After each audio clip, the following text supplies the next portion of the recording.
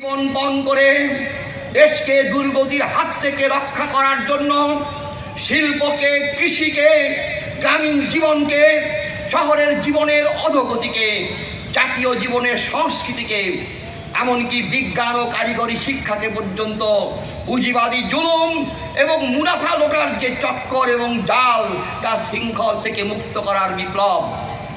সেই বিপ্লবের গুরুদায়িত্ব আজ মজুর চাষির উপর।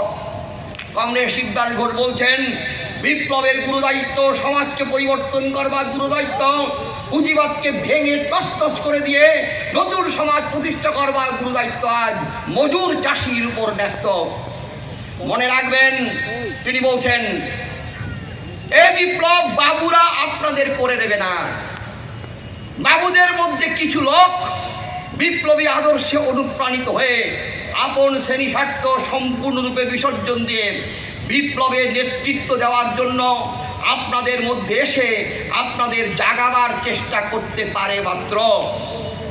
কিন্তু এই বিপ্লব সেদিনই সফল হবে যেদিন মজুর চাষির ঘর থেকে প্রচুর পরিমাণে উপযুক্ত বিপ্লবী কর্মী ও নেতা আসবে এবং সেই কর্মীদের নেতৃত্বে শহরে ও গ্রামে সমস্ত মজুর চাষিরা লৌহদৃঢ় সৈন্যবাহিনীর মতো সংগঠিত হবে।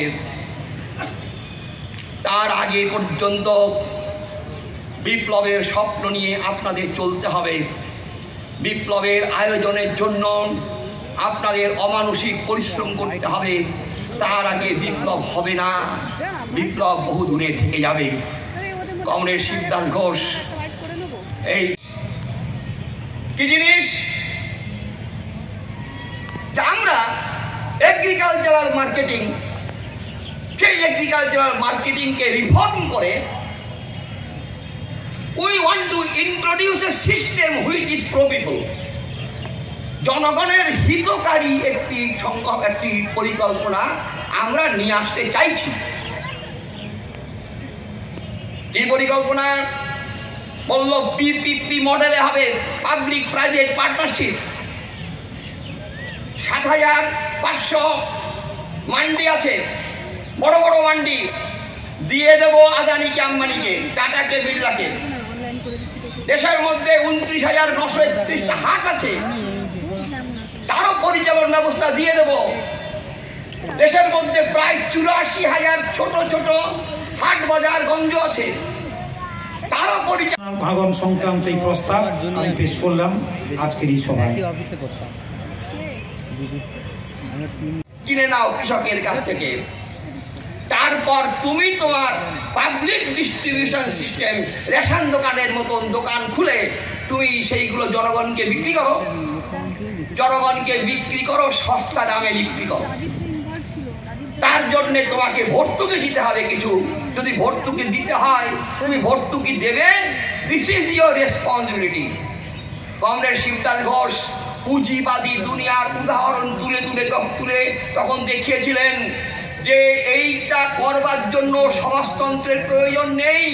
বিভিন্ন দেশের পুঁজিবাদী দেশের রাষ্ট্র, পুঁজিবাদী বিভিন্ন রাষ্ট্রগুলো ইউরোপে এই কাজটা কিন্তু করে থাকে। রাষ্ট্রীয় বাণিজ্য, রাষ্ট্র, সরকার must take responsibility to feed the people. জনগণকে খাওয়া পাওয়ার দায়িত্ব সরকারকে গ্রহণ করতে হবে। সভাপতি সামনে দাঁড়াবি না, মঞ্চে উপবিষ্ট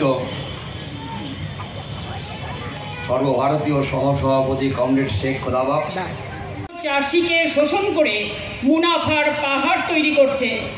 বিশেষজ্ঞদের মতে 2022-23 সালে কোম্পানিগুলোর মুনাফার হার বৃদ্ধি পেয়ে দাঁড়িয়েছে 36%। এখানে আরও একটি বিষয় উল্লেখ করা দরকার, বিদেশ থেকে যে সার কিনতে হয় তার জন্য দরকার হয় ডলার। এদিকে ডলারের সাপেক্ষে টাকার দাম ক্রমাগত কমছে, তাই একই পরিমাণ সার কিনতে আরও বেশি টাকা দিতে হচ্ছে, অর্থাৎ বেশি টাকা খরচ করতে হচ্ছে। ফলে একদিকে সারের দাম বৃদ্ধি, আবার সেই দামের উপর গড়ে 40% কালোবাজারি, তাই চাষি আরও ঋণগ্রস্ত হয়ে পড়ছে। সার চাষের একটা গুরুত্বপূর্ণ উপাদান। সার ছাড়া এখনকার দিনে চাষ সম্ভব নয়, কিন্তু এই সার নিয়ে গোটা দেশ জুড়ে চলছে সীমাহীন কালোবাজারি।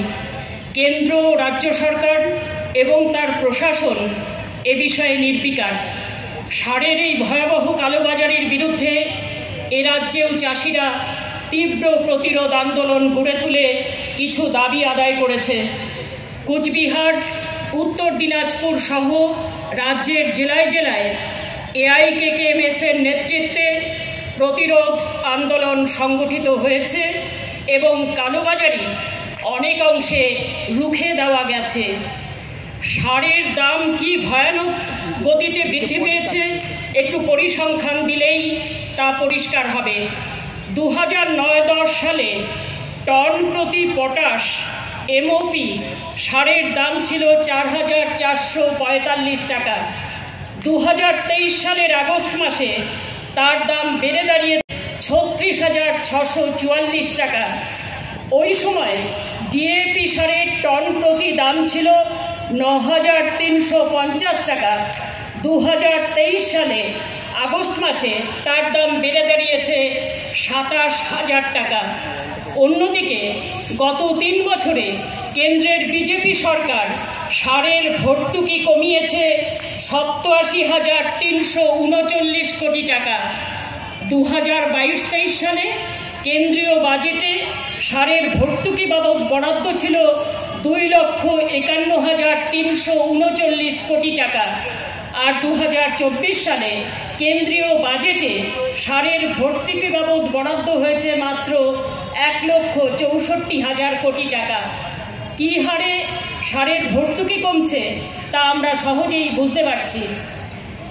একসময় সার উৎপাদনে আমাদের দেশ স্বয়ংসম্পূর্ণ ছিল, কিন্তু 1990 সালে নয়া আর্থিক নীতি গ্রহণের পর ক্রমাগত আমাদের দেশকে আমদানি নির্ভর করে ফেলা হয়েছে।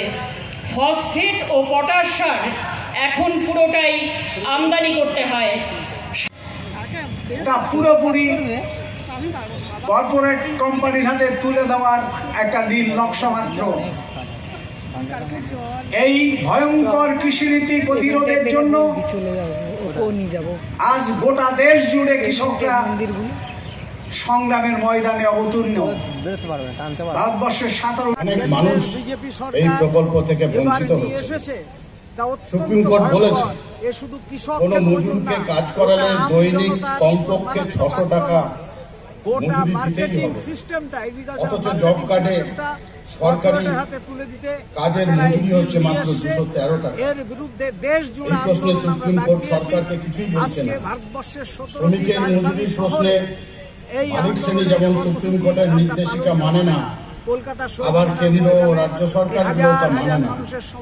এরা সবাই মালিকের স্বার্থেই কাজ করে। তাই এই মহতী সমাবেশ থেকে আমরা সরকারের কাছে দাবি করছি, বছরে 200 দিনের কাজ দেওয়া হোক, এর মধ্যে 100 দিন চাষির ক্ষেতে জব কার্ড হোল্ডাররা জব কার্ড হোল্ডার মজুররা কাজ করবে, আর 100 দিন গ্রামে উন্নয়নমূলক কাজ করবে। চাষি এবং মজুর উভয়েরই এতে সুবিধা হবে।